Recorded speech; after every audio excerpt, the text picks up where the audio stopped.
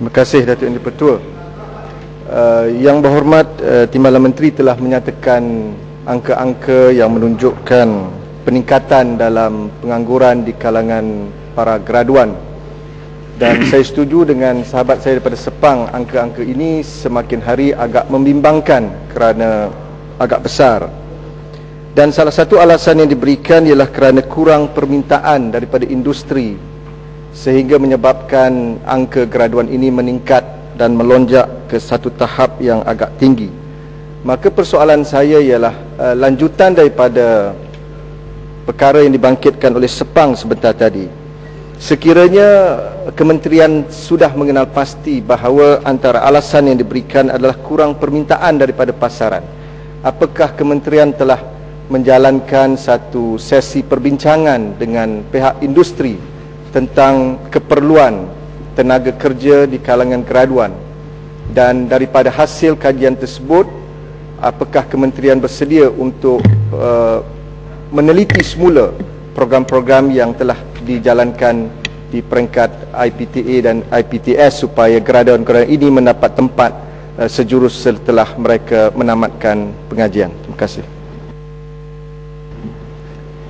Terima kasih Yang Berhormat, Yang di-Pertua. Seperti yang saya katakan tadi, bahawa usaha untuk mempertingkatkan dan menyesuaikan kandungan-kandungan khusus dan lain-lainnya adalah satu usaha yang dibuat secara berterusan oleh semua institusi pengajian tinggi di negara ini. Bahkan sebahagian besar daripada institusi pengajian tinggi mempunyai kaedah di mana mereka bekerjasama dengan begitu rapat dengan pihak industri, dan ini seperti yang saya katakan tadi adalah satu proses yang dibuat secara berterusan.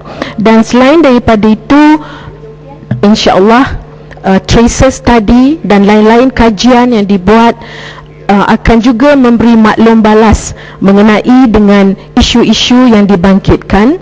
Dan selain daripada itu, Kementerian Sumber Manusia juga mempunyai hubungan yang begitu rapat dengan pihak industri, iaitu yang mewakili majikan-majikan melalui persatuan-persatuan majikan dan lain-lainnya, yang mana kita sentiasa mengambil inisiatif mengadakan perbincangan dan juga mendapat maklum balas mengenai dengan isu-isu tenaga kerja, termasuklah keperluan di dalam bidang-bidang tertentu dan lain-lain isu yang berkaitan dengan pekerjaan. Untuk makluman Yang di-Pertua, minggu lalu sahaja Kementerian Sumber Manusia kita mengadakan satu seminar khas dalam bidang elektrik dan elektronik dengan kerjasama Kementerian Sumber Manusia dan juga Khazanah Jodi Johor, di mana kita ingin mengenal pasti bidang modal insan dalam bidang elektrik dan elektronik,